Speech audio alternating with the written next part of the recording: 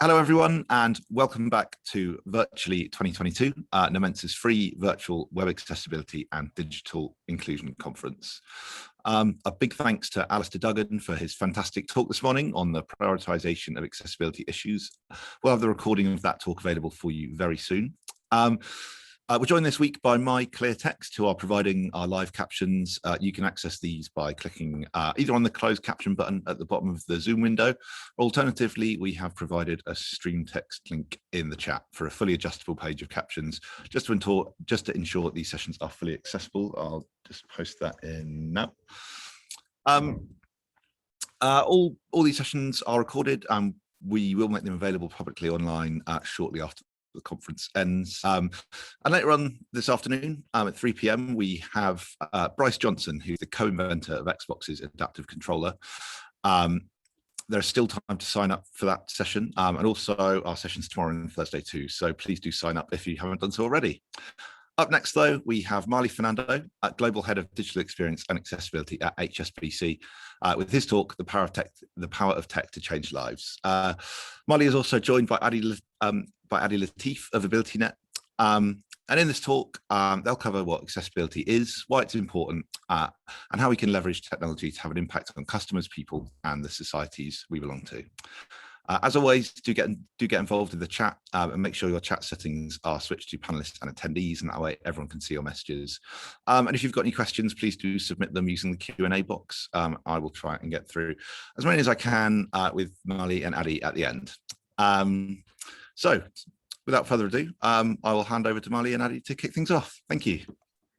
Wonderful. Thanks, Henry. It's an absolute pleasure to be here, guys. I'm Marley, Group Head of Digital Experience and Accessibility. I'm joined by my partner in crime, Adi Latif. It's always a pleasure to present with him.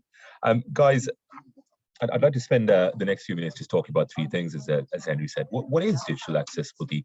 Why is it important? And some of the things that you as an organization should be considering in your journey to become a truly inclusive organization. But before I start, for those of you who may not be able to see me, I'm an Asian man in my 30s. For those of you who can see me, please tell me I look younger, which is always good to hear. I've been told that lying to me is always a good way to get ahead. So, but hopefully that gives you a sense of who's speaking if you can't see me. So let's start with what digital accessibility is. Really simple, guys, and there are a lot of technical definitions for what digital accessibility could be. But for me, the simplest way of looking at digital accessibility is making a digital thing work for somebody who is disabled. And I'll give you some examples now. In the world of banking, we think about it from the perspective of customers. And if it's a retail customer, it could be something as simple as checking your balance, making a payment, or something more complex like investing in a wealth product. If you're one of our corporate customers, it's being able to use our corporate systems to do your job. And if you're one of our employees, it's coming into work and being able to use our internal systems. And obviously, none of those things should be a barrier to you based on your disability. So why is digital accessibility important? And there are a number of reasons why an organization should get this right. And the first thing is it is unquestionably the right thing to do. There are many arguments for why an organization should choose inclusion, but one which is without question is it is the right thing to do. And it really reflects who you are as an organization. It will define you. Many organizations today have to cater for the questions of tomorrow. There's a huge focus on topics around ethnicity or sexual orientation, the treatment of female employees in the workplace. And for those of us who are involved in this specific space, we'd like to see more discussion around disability inclusion. Your organization will unquestionably be judged by a number of measures, and if not already, disability and the treatment of not just somebody who is a customer, but also your own people who are either disabled or neurodiverse will be a measure that you will be judged against. Secondly, it's a legal obligation. And the interesting thing is, I think for many of us who are either based in places like the US or Canada or the UK, accessibility and equality legislation has existed for a number of years. Well, what's quite interesting for us in HSBC as a global organization is the change in legislation to parts of the world that in the not too distant past didn't have any protections for people with disabilities. So we're seeing a lot of change in continental Europe, in Asia, and the Middle East. So you know, it's not just for many of the organizations that you belong to. It's not just the right thing to do, but it's a legal obligation to get this right. The other, and this goes without saying, you know, we saw a huge acceleration in industries, not just in banking, but across the board, is this is just customer preference. You know, customer behavior and preference, whether you're disabled or not, is generally tends to want to operate in the world of digital. You want something instantly. You want to be able to do something then and there, and this is just a basic customer preference. So making sure your digital products and services are accessible is you know, absolutely a business imperative. And one of the things I always say to organizations, sometimes, you know, we have companies reaching out and seeking advice with regards to how it may deal with a complaint, and that complaint should have a T in there, apologies. You know, what I always say is, if you already had a rather significant public complaint and there's merit to that complaint, chances are you've already lost in the court of public opinion. And for me, I'd always advise that losing, you know, in the court of public opinion is at times far more costly than losing in a court of law. The disabled population is huge. You know, over 1.2 billion people identify as being disabled, and that number in the UK actually is grown.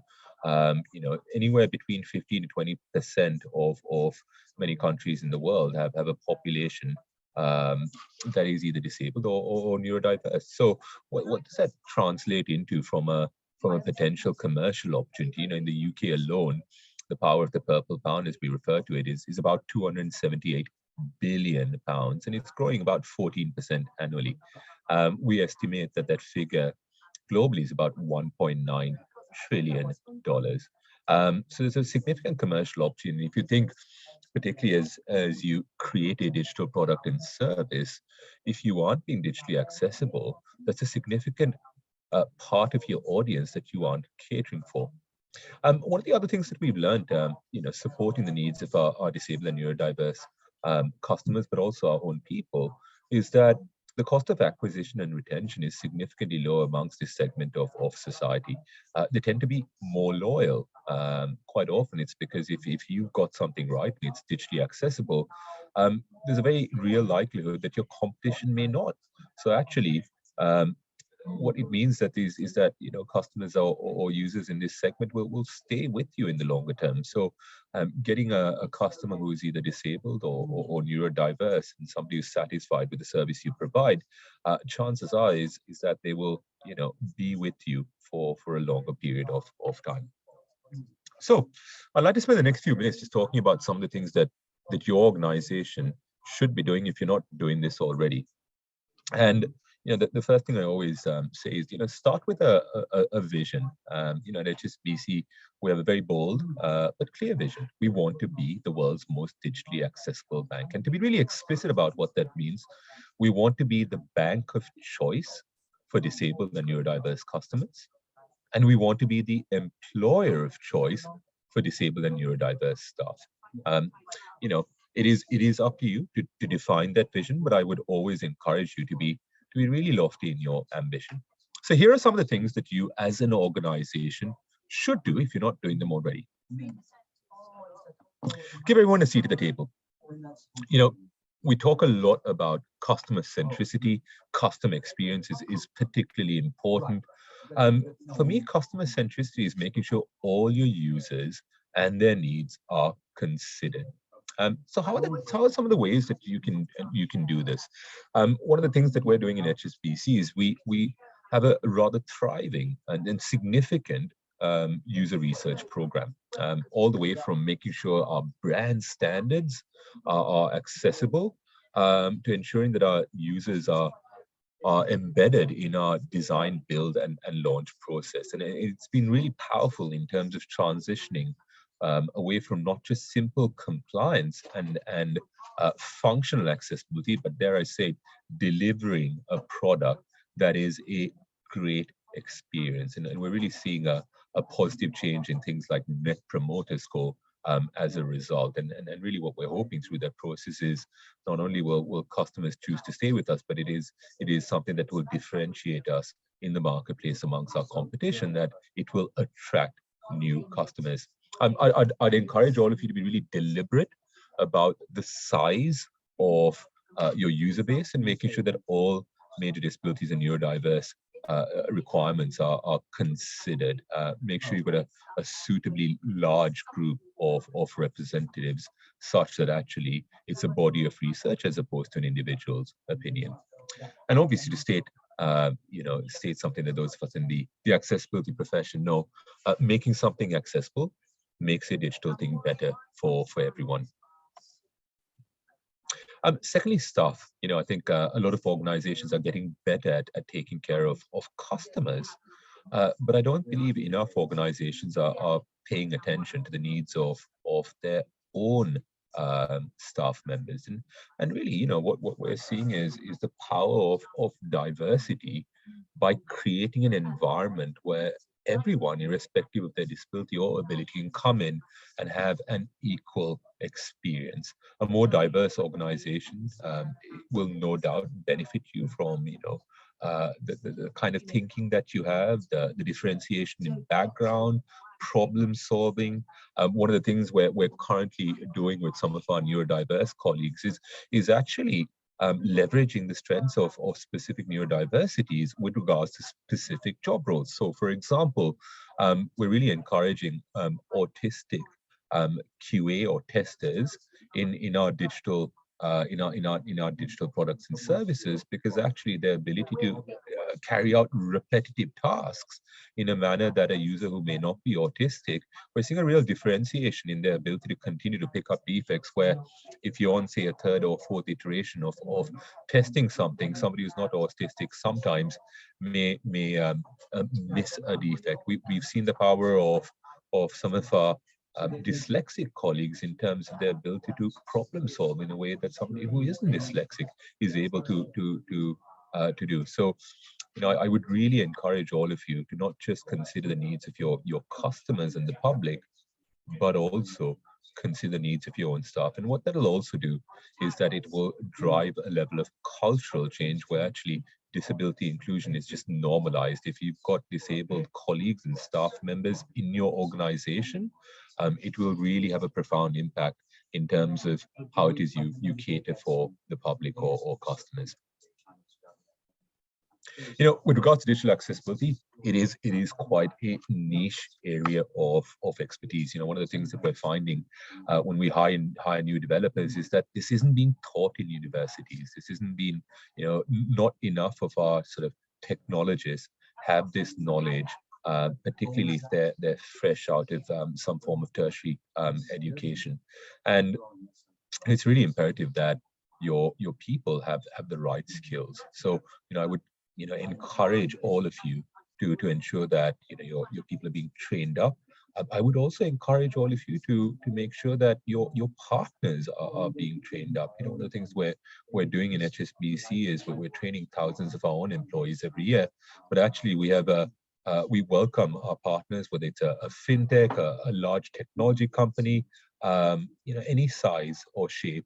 We encourage everyone to come in at no cost to them and get involved in our training. And that's an offer I'd like to extend to everybody who's on this virtual discussion today, is that actually if expertise or training is a challenge for you and your organization, please reach out to me directly, find me on LinkedIn, or reach out through the guys at Nomensa.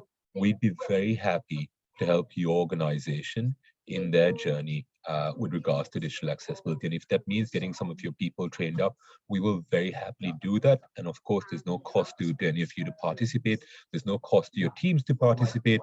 We recognize at HSBC we have a level of investment and size that some organizations would not.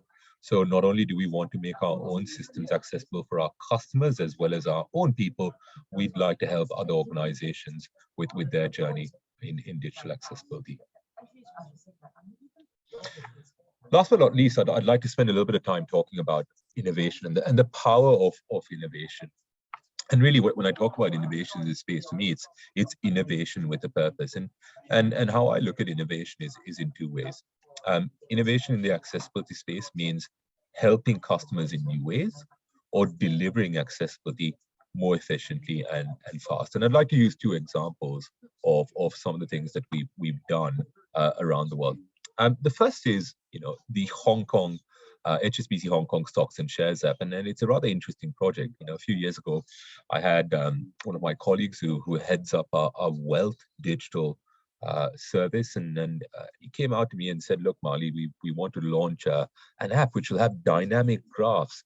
We aren't quite sure how to make it accessible. We aren't even sure if we can make it accessible." So I said, "Look, give my team and I a couple of days. We'll do some research and we'll come back to you." And what we came up with was the concept of sonification. So using pitch or tone to tell somebody who's blind how a stock is doing. So if you're blind, all you've got to do is run your finger over a dynamic graph, and it will, depending on how a stock is doing, high for doing well or low if it's doing poorly, you can actually understand and track the performance of a stock by simply running your finger over it. I think we were the first in financial services to do it anywhere in the world, and I believe Apple mainstreamed that last year or the year before. The second is how we help the customer, and I'm going to call that customer Mr. X. Mr. X was a rather interesting challenge for us as an organization. Mr. X was severely mobility impaired. He didn't have use of his arms. He also had a speech impairment. And in the context of COVID, what that meant was it was quite difficult to understand Mr. X's specific needs. The ability to visit a customer, understand their need, and then try to find a technology solution was quite challenging. What our team, both in the UK bank as well as my own, did was we trialed a number of solutions for him, and the solution that Mr. X was really happy with was something called eye tracking software. And actually, our inspiration was gaming, because I think it's something that is used in the gaming community. And Mr. X is now able to control his device by simply the gaze of his eyes. So it's very powerful, and what that meant is that more importantly is that Mr. X is able to have financial independence. He's able to continue to be able to manage his finances without the help of a friend, a family member, or a carer. Really, really very important if you consider how important to have access to online banking today is. So, what did that give us as an organization? Well, not only was it obviously hugely satisfying to be able to help customers with specific needs, but actually the impact on our brand and the differentiation from our competition was very significant. In places like Hong Kong, what we're seeing is that there are very few financial services providers, if any other, that have a fully accessible offering. And while we take great pride in the progress that we as an organization have made, we are concerned that our communities in many parts of the world do not have a choice with regards to accessible banking providers. So my final thoughts to you before I hand over to Adi is, accessibility is unquestionably the right thing to do. It's a really significant opportunity in terms of being able to help customers. And if you don't buy into the financial or the legal obligation, I can say this from a personal perspective: there's no joy like acting in the service of customers. When you hear from a customer, a colleague, a member of the public who could not do something before but can do it now as a result of your work, there's no joy quite like it. So I've spoken at you for quite a while, but I'm going to hand over to my dashing presenter or co-presenter, Adi Latif. Always a pleasure to share a virtual stage with you. Adi, over to you, my friend.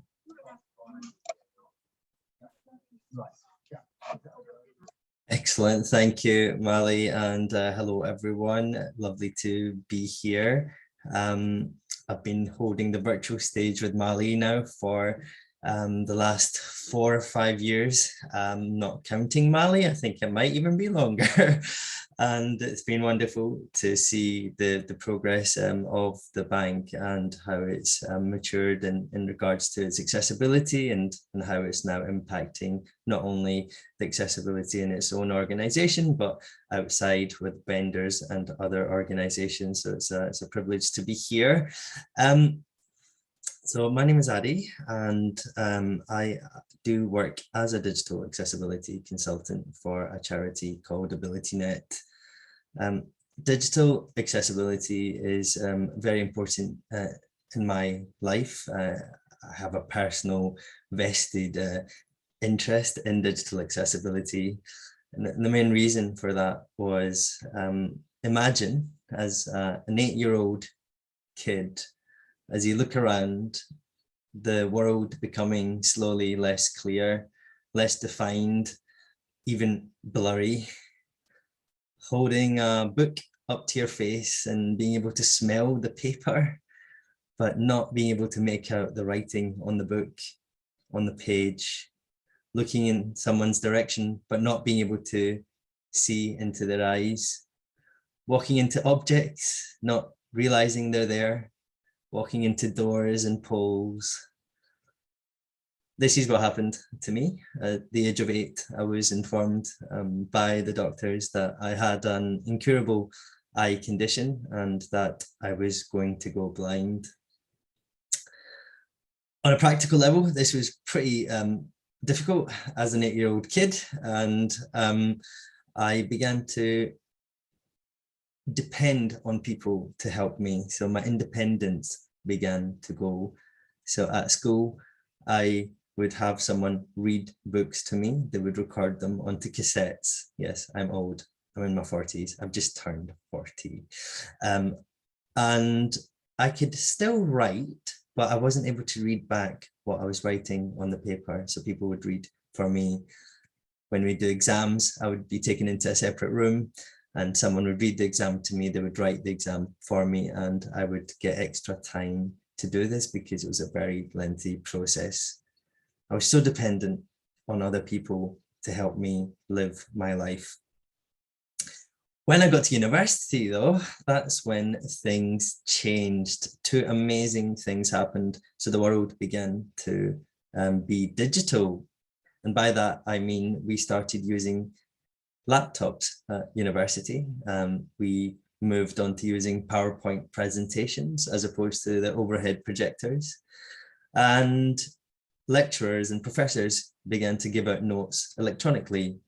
Books were becoming electronic. So this is all great. And however, as a blind person, the electronic world potentially could have been just as bad as the physical world. However, the second great thing was the screen reading software, which was developed. So screen reading software allows someone like myself who can't read the screen to have the screen read out to me. If you're deaf-blind, for example, the audio of the screen being read out to you might not be useful. So you can have something called a braille display, a refreshable braille display. A little device like this, you might not be able to see it, but it has braille dots that pop up at the bottom. So anything on the screen comes up in braille instantly in front of you. So technology was going to be my savior. This changed the game for me. So now I was independently able to read information for myself and I was able to write by myself. So my needs as a visually impaired person were beginning to be fulfilled. I guess we're all impaired in one way or another. You know, our cognitive, physical, sensory abilities decline as we get older, and also through accident and many other situations we're in where we're not optimized. So if you're looking at your phone in a place where there's glaring sunlight, you might be temporarily visually impaired due to that glare. So you see, there's 2 main models of disability. There's many other, but there's 2 main models. One is a social model, one's the medical model. The medical model really says that someone's life is impaired because of their medical condition. So the reason Addy can't do something like, say, Mali, for example, is because Addy's eyes don't work. This is an important model. Benefits are based on this, and some people do need additional help regardless of digital for their medical condition. And so this is an important model. The social model takes a focus on people's needs not being met. So, you know, it would say that because of society not being designed in the right way, or because of people's attitudes, that's why Addy is not able to do something. So now I can do my exams by myself. So in school, I would get extra time. I would need someone to read the exam to me. Now with my laptop, with an accessible exam on my computer, with my screen reader, I can finish exams, professional exams, quicker than someone sighted, because I can have my screen reader talking to me at superhuman speed. So I'm still just as blind as I was when I was at school, but now I'm able to do much more, and that's down to digital accessibility and good design. Attitudes are really important as well. So when I was at school, I wanted to learn how to snowboard as a blind person, and I was told by someone, my ski instructor, he's like, no, you can't snowboard because it's not appropriate for someone who's blind. And for 10 years, I didn't pursue that. And then in 2007, I began to learn how to snowboard, and I became world's first sponsored blind snowboarder for a company called O'Neill. So that really shows you that, you know, people's attitudes can get in the way. When I was at university, I applied for a job and I passed the interview over the phone. They looked at my CV, they loved it. I was a high achiever. I turned up to the interview, and the first thing the person said to me was, if I had known you were blind, I wouldn't let you get this far in the process. Sorry about that. Get a bit emotional there. And I was very taken aback. In hindsight, now I know that person didn't mean bad. You know, they just didn't expect someone blind being able to do the job that they do. You know, the expectations were so low.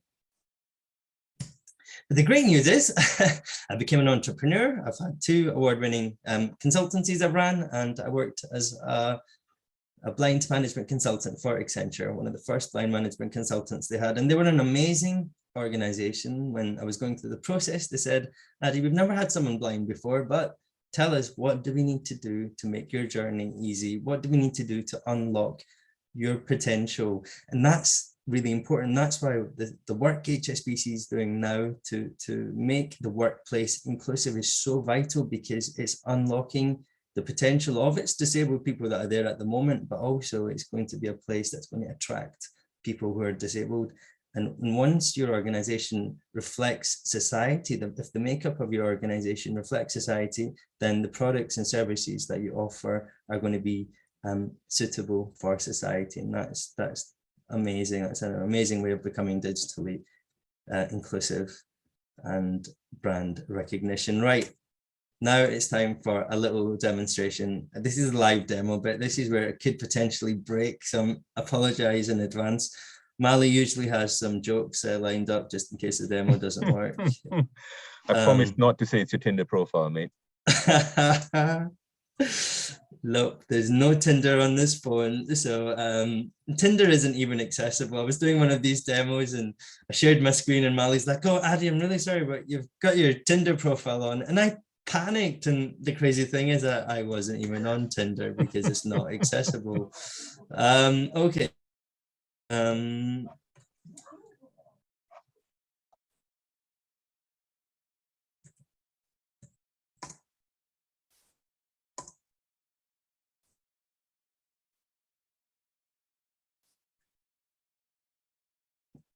Screen share, more button drop down. Okay, so Live transcription left there and closed captioning right there has been enabled. Press F6 for more information about who can see this transcript. So you might have heard something talk really fast. That's the screen reader on my laptop. Participants can now see your application. I have the screen reader on the phone is slower. I'm going to demonstrate that. Mali, can you see my screen? Messages. Yeah, can do, mate. Okay, so this is a regular iPhone. a very old one, actually. I should get a new one. I work for a charity. But it's got a setting on it in accessibility. So in the settings within accessibility options, it's got a option called voiceover. So that's the built-in screen reader on the iPhone. If you have an Android phone, you've got one called TalkBack. That's in the accessibility settings on your Android phone. Two ways I mainly use this to navigate. One is called Explore by Touch. I just move my finger over the screen and the information is announced. So I'm going to do that now. Notes, productivity, home, Skyscanner, phone, messages, music. So as you can hear and see there, as I move my finger, the information is announced.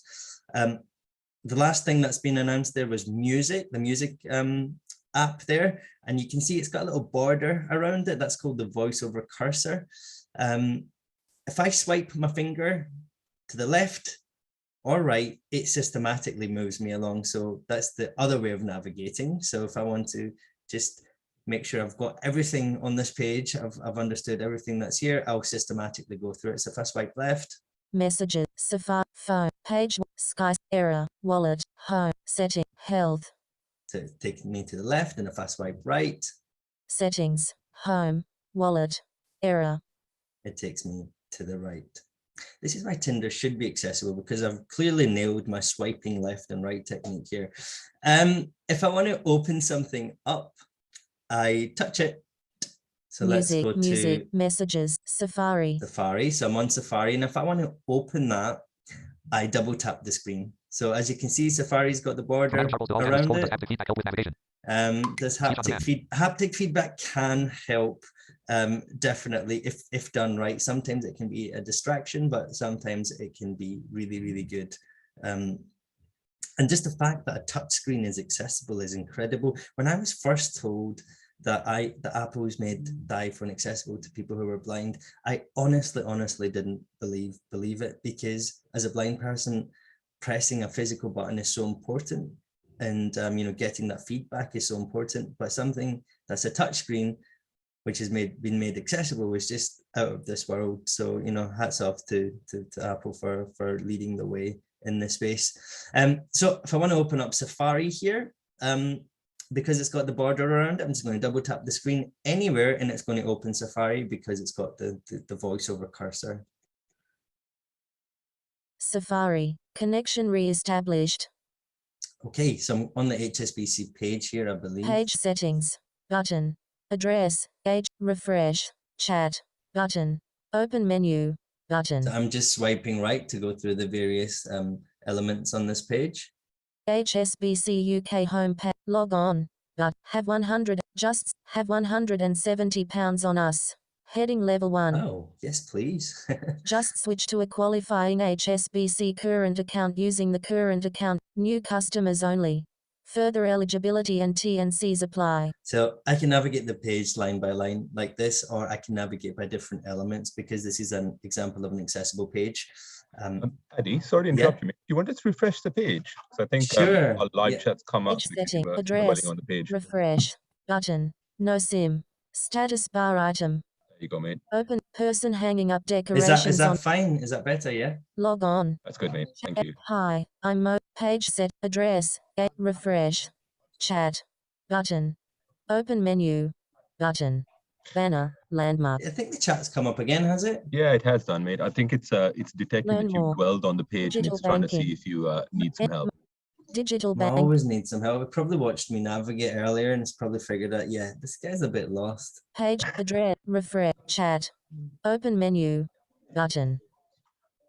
Page settings. There you go. It's brought up the refresh, insurance, menu item. Okay, excellent. Cool. We're in the menu. This is something I want to show. Menu items are usually very inaccessible. So when you're on a page and it has a menu button at the top, when you're using a screen reader, so when VoiceOver is on, usually the menu button, in my experience, isn't ever announced. And then when I open the menu, I can't actually navigate the elements in the menu. So visually you'll see a menu has popped up, but usually my screen reader is not able to read the elements in the page within the menu. important thing to note about Screen Reader is it's not magic. It's not a human being. It's not even that intelligent. They're becoming a bit more intelligent, but it's looking at the code behind the scenes, and it's if the code is accessible, if you've used proper accessibility practices, then it will read the page out to me correctly. So you can have two pages that might look exactly the same, but one of them's accessible, the code is accessible, so the Screen Reader will read it out correctly. So if I just go into one of these elements. Well-being, help, well-being, help, menu, well-being, help, menu item, help, menu item, help, menu And item. then it can expand on the Open menu. various elements within that. HSBC. So I'm just going to refresh. go out of the Open menu. Button. Close menu. Open menu. Okay. HSBC. Log on. Dispute I recognize a transaction, but okay. So hopefully, sorry, my phone's been playing up a little bit today as well.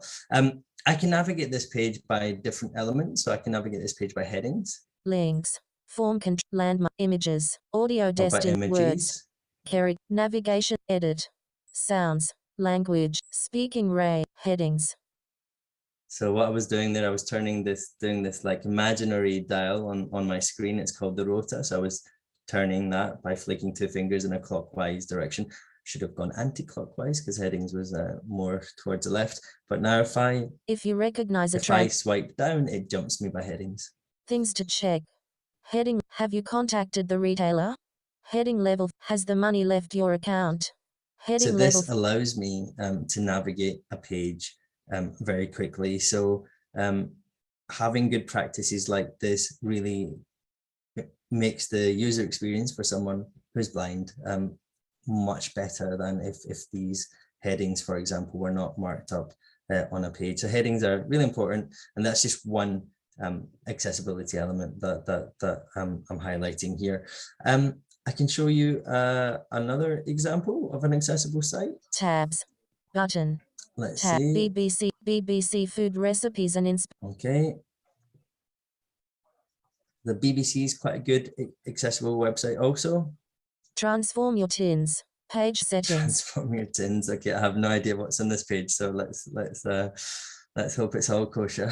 Address, refer, homepage, visit, accessibility, skip to content, access, sign in, notifications, all BBC destination, food, visited, open all food menu, so button. They've got a menu here as well. You might think I'm a bit obsessed with menus, but because most of the time they're not accessible, so I really like this. Close all food menu, home, link, recipes, link, in season, link, so list start. That's wonderful. I can navigate the elements in this menu.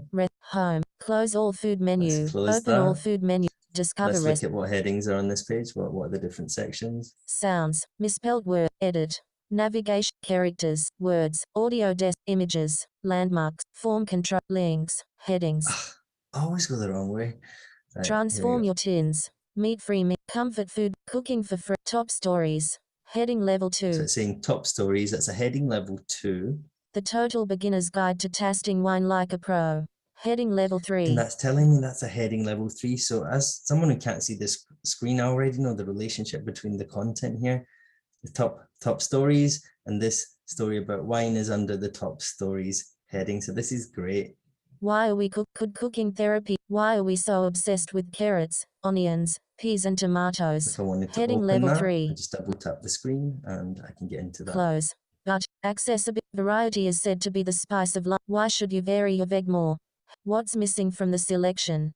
Heading the 4 veg do pack a punch. And usually I would be listening to this quite fast. Links, form, land, image, audio, word, character, navigation, edit, sounds, language, speaking rate, 85%, 90%, 95%. It's important to read a wide variety of it, and there's one group professor panel definitely feels is missing. They don't properly link or sprouts. Full stop. So why do we have such a limited veg palette? Heading level 2. Well, first things first. Professor panel doesn't think it's because you're lazy or unadventurous. We get used to foods, and it results in having the same type of dishes. Many people cook for themselves the recipe and know the word. Of course, budget is an issue too. Are we willing to spend money on untried vendors making a meal we don't like? There we go. So that's usually the speed. I don't know how we're doing with time. I can show you one more example. Mali, you keep me straight. Go on, Eddie. I think we can squeeze one in, and then I think we'll then take any questions from the audience. Lovely. Okay. Switch on. Safari active. Swipe up with 3 fingers. EasyJet active. Okay. Swipe up with 3 fingers to close the app. here we go. EasyJet, help, button. Let's try go through the steps of booking a flight. I'll just do the first few steps, don't worry. Because Molly's not giving me a budget for this session, so I can't actually book a flight. And did you want to also just switch the speech rate back, mate, to about 55 or 60? No worries. Speaking rate, headings, speaking rate, 95%, The sighted people 90%, amongst 80, them, 80, 70, please. 70, 60%. I think 60 should be fine now. I think we've had a nice introduction to the screen reader. Help, button. Okay, so I'm going to swipe through this page, and it's very accessible. So the labels will be announced. So if something says help on it, help will be announced, but also it will tell me if something's a button or something's a heading or something's a link, because that's really important as well, because I don't know, I can't see the screen. So I need to know how to interact with something. Settings and more, button. Next up, summer splashes, fly to Europe from 29.9, headings, speaking rate, Just a little bit 55%. more. Next up, summer splashes, perfect package holidays, book for summer from 200, the road is your oyster, enjoy, make trips, get ready for travel, eat, dream, book trip, button. My trips, button. Flight tracker, button. Boarding passes, button. So all that is really accessible. My book trip, button. Home, back button. Book trip, heading. It's telling me that's a heading. Speak now, button. Selected, return, button. 1 of 2. Select this button to search for a two-way flight. So it's telling me that's called return, and it's selected. It's telling me that option is selected. So that's really good. And also it's giving me a little hint. It's saying select this option for a return flight. So it's going above and beyond to make my experience as a screen reader user really easy. One way, button. 2 of 2. One way, it's told me that it didn't mention that selected because that's not. Select departure airport, or select destination first. Select departure date, but select return date, button. Adults aged 16 years and above, 1. 2.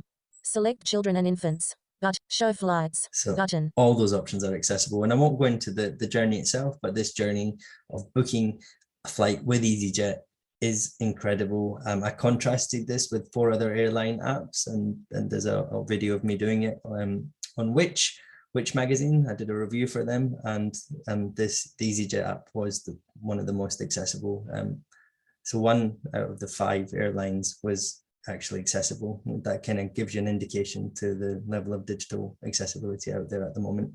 I hope that demo was useful, and yep, we can open up to questions then, Molly. Thank you. Thanks, Eddie. Good stuff.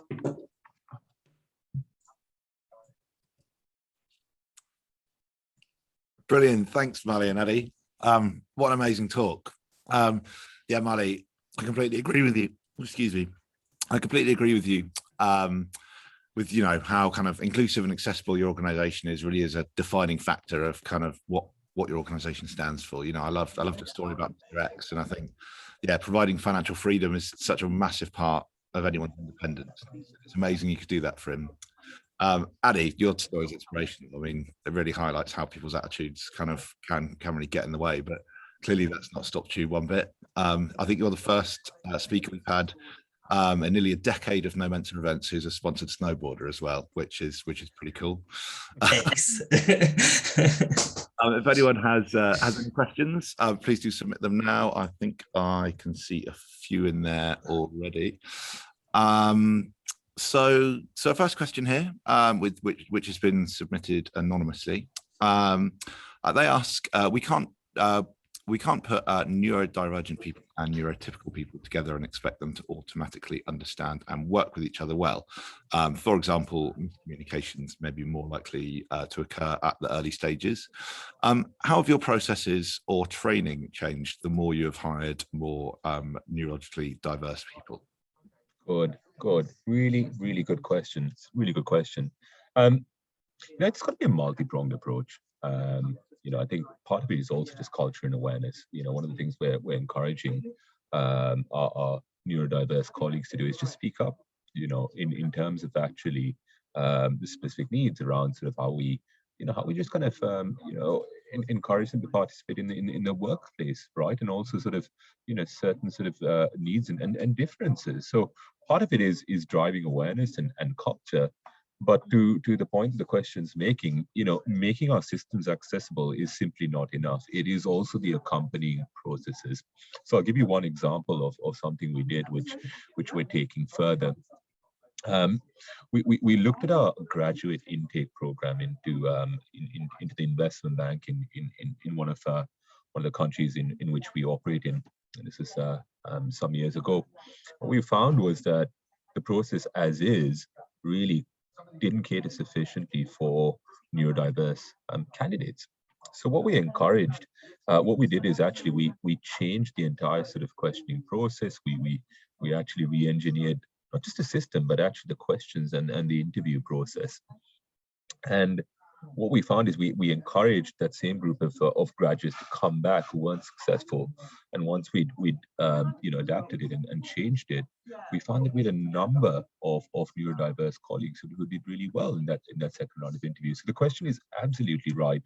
It's not sufficient just to make your systems accessible. I think in some ways at times that's the easy part. The challenge is driving awareness and a culture of inclusivity, recognizing that actually people are different, everybody is different, and opening up those conversations and driving awareness of how to cater for somebody who's different to you, and we start to see the benefits of that in terms of colleagues who are neurodiverse who feel comfortable talking about it, and then are encouraging other colleagues who may have historically been uncomfortable talking about the neurodiversity, actually opening up. It's making a real big difference in terms of how we're able to allow those colleagues to have a more fulfilling and richer career in the bank. Brilliant, thank you, Mali. So next question from Sajinder, who asks, Adi, it's great to see the screen reader from a user's experience. Would you say the percentage reading speed is one we should build, or would a slow, medium and fast gauge suffice? Yeah, it's a good question. I've actually never been asked that question. Yeah, it's something that builds up over time. Obviously when I first started listening to a screen reader, it wasn't that fast. So it's something definitely that you can build up on. I think psychologically, a lot of my sort of sighted colleagues and friends would think that, just because I'm blind, I can listen to things faster, one of those superpowers people seem to think disabled people have, but it's not the case. As human beings, we definitely can actually listen to something quicker than we can read it. Usually, obviously, if you've not got a hearing impairment there. So it's definitely something you can improve, slowly get faster. The more you listen to it, the more, and we're getting used to listening to synthesized speech now. We have the home speakers, the Amazon Echoes and the Googles and the Siris. So we're definitely getting used to listening to speech. And definitely, I used to work with a sighted. He was a sighted accessibility consultant. He was a programmer, and his speed was quite close to, probably similar to the speed I listen to. So definitely something you can work on. Brilliant, thanks, Adi. So our next question here has also been submitted anonymously, asking, does the social model apply to mental health conditions, for example, PTSD or schizophrenia? We can make external adjustments for these groups, but the conditions can still flare up. Can we make an environment inclusive for these conditions? Yeah, really good questions. Really good questions, Henry. So yes, absolutely is the answer. One of the things where I'll just give you a simple example of something we're doing, particularly in the space of finance and banking, depending on somebody's individual situation, we have found that that there is at times a correlation between anxiety, for example, and financial difficulty, right? As I think that's plainly obvious. If you're in financial difficulty, that is going to drive some level of anxiety or heightened anxiety. So I'll give you a simple example of some of the things what we're doing. We're changing how it is we communicate to some of our customers who told us about their anxiety or their mental health. We pick and choose the times that we communicate with some of our customers, so that actually they know when to expect a communication from us, because sometimes you might have a customer who's in some form of financial difficulty, and simply getting a communication from a bank that's almost unsolicited or unexpected could actually add to their personal anxiety. So I think, mental health is I think one of the things about the pandemic that I thought was positive is people are feel more comfortable talking about mental well-being. Organizations are encouraging their staff to talk about mental well-being. It's great to see also, leaders who in the not too distant past would have been uncomfortable saying, actually, I'm not perfect, I'm not superhuman, I'm just like everybody else, and it's okay to be not okay. So the answer to that question is yes, absolutely. I think there are accommodations that can be made, and I think with as with all things, there's a level of consideration that needs to be given for specific needs. And to the question that was asked previously, it isn't just about your systems being accessible, but it's making sure your processes are accessible, and also that your people, whether it's people dealing with customers or people dealing with your own staff, have an understanding as to how to cater for a specific need from a specific user. Thank you very much. I mean, that kind of leads on quite nicely to our next question from Imi, who asks kind of how the pandemic has kind of affected how people interact with HSBC and kind of banking in general, and what kind of changes you've seen. Yeah, of course, a really good question. I remember, a couple of years ago, around this time, we were in the sort of the eye of the storm.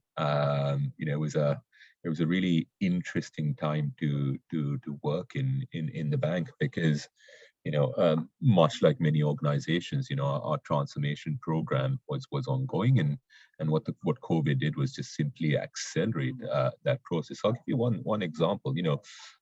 Digital adoption varies across the world. In places like the UK, it's very high. People would do their end-to-end banking online, whether it's opening an account to making a payment to do some of your sort of what we call higher value services, things like wealth management, or even potentially taking out a mortgage. In certain parts of Asia, that will vary. Some of our more mature markets, or markets where digital is just more normal in day to day, so to speak, have high levels of adoption. But a simple example, Henry, was account opening, right, in our commercial banking space. So in some of the markets that we operate in, even though retail customers are quite comfortable whipping out their mobile phone and opening a bank with us or other financial services institutions, in the corporate space, we find that actually account opening, there was still a lot of it happening through paper, right? So you'd literally go up to a branch, you'd fill out a form, and you'd either submit it there or you'd post it back. And obviously during the pandemic, when many countries around the world had restrictions around movement, some of them more extreme than others, curfews, what we found that actually was our account opening process online just absolutely skyrocketed. Because for obvious reasons, you couldn't go meet your relationship manager, you couldn't go to a branch, because actually many governments put limitations on people's ability to move around. So there's been a really significant change, and what we saw, Henry, was there was a huge acceleration over COVID in terms of customers' preference, particularly in the sort of commercial and investment banking space, where digital adoption was, shall we say, not as pronounced in some parts as the retail space. So it was very encouraging to see, and obviously great to be able to help customers through a pandemic when they couldn't, shall we say, visit us or meet us in a more traditional manner. Brilliant, thank you. So the next question here from Paolo, asking, do you have any directions for someone wanting to know more about screen readers? Andy, do you want to take that one? Sure. Hi there. Well, luckily, nowadays technology is embedding accessibility within it. So if you've got a Windows computer, you've got a built-in screen reader called Narrator, and if you've got Macs, you've got built-in screen reader called VoiceOver. So I demonstrated VoiceOver on the iPhone, but it's built into most Apple products such as Apple TV or the Apple Watch. On your mobile phones, you've got built-in screen readers on them. And I guess the best way is just really to give it a go, turn them on. You can get in touch. I provide training on how to use screen readers, but also you can just find lots of videos on things like YouTube and stuff on people using them. One thing I do need to preface here, do learn how to turn off and on the screen reader on your mobile phones before you actually turn it on, because as you've seen, the way I was interacting with the phone, it changes. So you have to double tap to activate things. So make sure on the Android and iPhones, there's an option where you can turn on the accessibility shortcut. And so that's really important. So Google how to do that on your phones if you want to turn on the screen reader, and make sure you know how to do that. So I can now easily turn off my screen reader by triple pressing the home button on my phone. So it's really important to know how to turn it off, because you might get stuck. Thank you, Eddie. So our next question has been submitted anonymously again. And it would be great to kind of hear both your opinions on this, actually. So they ask, what techniques have you found the most successful when it comes to convincing everyone within an organization that they should be considering accessibility and it's part of everyone's job? Good, really good.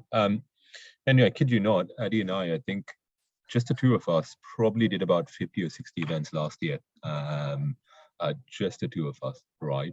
And, you know, changing the culture of an organization, I would say, is almost more important than changing systems, because when you change people's hearts and minds, the technology will follow. And there's really no substitute, Henry, for what we did today. Because, you know, I can speak for bankers like myself. We love statistics, you know, we love numbers, right? So, you know, 1.2 billion people around the world have some form of disability. But when I invite an Addy in, or a colleague, or you know, some of the other amazing people and speakers I work with, and you demonstrate the power of either something that's accessible and how it enables independence. And, you know, Eddie and I have some examples of you know, alternatives to EasyJet, shall we say, that are not as accessible. And how, you know, how you remove and take away somebody's independence if something isn't accessible. You know, that's the moment at which we literally see, you know, people changing, right? Because there are a number of arguments we use. It's the right thing to do, and people will buy into that. I don't think you know, too many people will question that. The legal argument will win some people over. The financial argument will win some people over. But I find the strongest way to convince people is no substitute to bringing somebody who's disabled or neurodiverse and giving them a taste of, actually, this is something that's accessible and this is something that's inaccessible. Or allowing somebody like you know, somebody who's blind, for example, to use, you know, a Teams platform or application, and if it's not accessible, you know, the profound impact it will have on that team in terms of, fudge, we really have to do something about it. Addy, anything you want to add to that, mate? No, I think that just to add to what you said, making the human connection when it comes to digital accessibility, sometimes people can get lost, think of it as a technical requirement, something like GDPR or security, but they forget that if you're not digitally accessible, you are telling people they can't use your service, and you're telling a group of people that they can't come and work for you. You know, you wouldn't do that for any other protective characteristic. You wouldn't say, oh, because you're Asian, you can't come and work for us, or because you're a woman, you can't come and work for us. But when it comes to disability, that is the case. If you're not accessible, you know, you're indirectly stopping a large amount of people to come in to be independent and to be operational. And this is the first time in history that someone with a disability is on a par. You know, we can be independent, and I think, like Mali said, it's communicating that message, and then that helps to change the culture, because accessibility is permeates all of an organization. It's not just one department. So that's why it's really important to win those hearts and minds and to get that culture change in place. Absolutely. No, thank you so much. That is just about all we've got time for, I'm afraid, but I know there are lots more questions, but I'm sure if people wanted to reach out to both of you guys on LinkedIn, if they have any burning questions, I'm sure that would be fine. We're going to be back here in in exactly an hour's time with Bryce Johnson, who is co-inventor of the adaptive Xbox controller, with his talk, Recognize Exclusion, Design for Inclusion. And also, Marley, you mentioned you offer free accessibility training through HSBC. So, yeah, I'm sure people can get in touch with you via LinkedIn, as you said, or we can put you in. Absolutely, Henry. Please, everybody's welcome. Everybody's welcome. Please, if there's an organization that needs some help, I know obviously Nomensa does some great work, but please, we'd be very happy to help any organization of any size with their own journey. We've been on ours, and we most certainly aren't perfect. So we'd love to help other companies or individuals get this right. Awesome, brilliant. Well, no, Adi and Mali, thank you so much, and thanks again to everyone that joined us. Yeah, we'll hope to see everyone back at 3 p.m. Thank you. Thanks, Henry. Thanks, Adi. Cheers. Bye-bye. Thank you. Bye-bye.